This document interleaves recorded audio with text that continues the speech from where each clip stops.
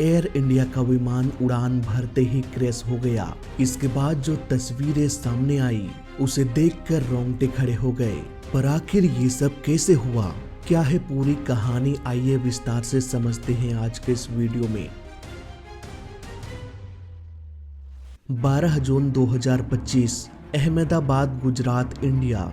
यहाँ एक international airport है, सरदार वल्लभ भाई पटेल इंटरनेशनल एयरपोर्ट। इस एयरपोर्ट में एक सिंगल रनवे है जिसकी लंबाई 3505 मीटर यानी कि 11,499 फीट लंबा है।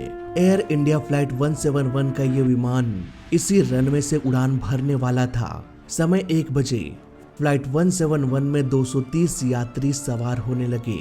इन यात्रियों में से गुजरात स्टेट के फॉर्मर चीफ मिनिस्टर भी थे। इन 230 पैसेंजर्स में से 11 बच्चे थे और 2 बच्चा इतना छोटा था कि उनकी उम्र 1 साल से भी कम रही होगी। धीरे धीरे सारे पैसेंजर्स प्लेन में सवार हो गए।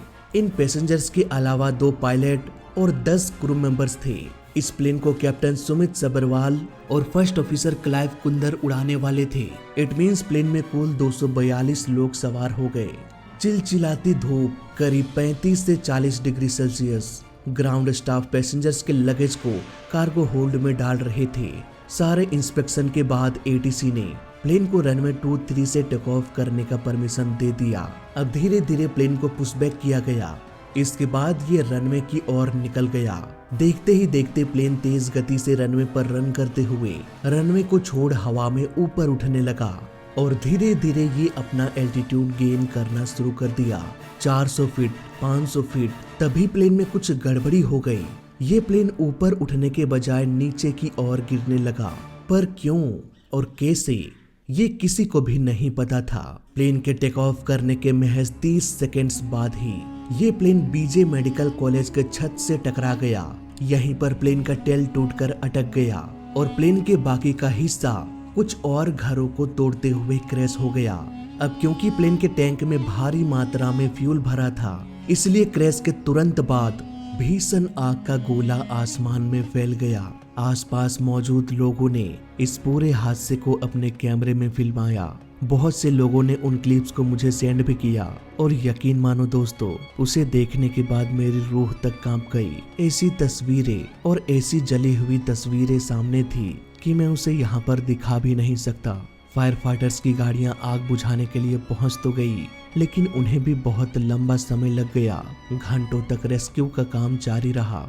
चारों तरफ बस चीख पुकार थी। मैं हमेशा से अपनी वीडियोस में एक बात कहता हूँ कि प्लेन क्रैश की वजह से लोग नहीं मरते, बल्कि क्रैश के बाद लगने वाली आग लोगों को जिंदा जला के मार देती है। और ऐसे भीषण आग में हर कोई लाचार हो जाता है। अगर कोई यात्रियों को बचाए भी तो कैसे बचाए? जब तक आग नहीं बुझेगी लोगों को बचाया नहीं जा सकता, और जब तक आग बुझेगी तब तक बहुत देर हो चुकी होगी। अभी तक मिले रिपोर्ट के अनुसार 242 लोगों में से सिर्फ 1 शख्स ऐसे हैं जो इस हादसे में जिंदा बच गए। उन्हें बस थोड़ी बहुत चोटें लगी। क्रैश के बाद वो अपने पैरों से चलते हुए बाहर आ गए और ये कोई चमत्कार से कम नहीं है दोस्तों। अभी जब मैं ये वीडियो रिकॉर्ड कर रहा हूँ तब तक एक ही यात्री के बचने की जानकारी मिली है। अनुमान लगाया जा रहा है कि इस हादसे में 269 लोग मारे गए। प्लेन में सवार लोगों के अलावा ग्राउंड में 28 लोगों के मरने की पुष्टि हो चुकी है। ये एयर इंडिया बोइंग 787 का पहला ऐसा हादसा है जिसमें पूरा का पूरा प्लेन तबाह हो गया। हम प्रे करते हैं कि हादसे में मारे गए सभी लोगों की आत्मा को शांति मिले। बात करें ग्राउंड में डैमेज की, तो प्लेन एक मेडिकल कॉलेज के हॉस्टल के बिल्डिंग से टकराया और इसने कैंपस के अलग अलग बिल्डिंग्स को नुकसान पहुंचाया।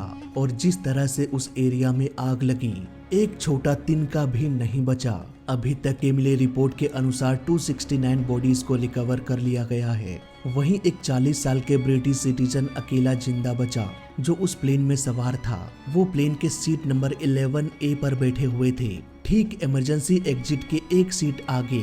इनके भाई भी उसी प्लेन में सवार थे, पर अफसोस उनकी जान नहीं बच पाई। ऐसे ही सैकड़ों लोगों की कहानियां इस हादसे में दफन हो गई।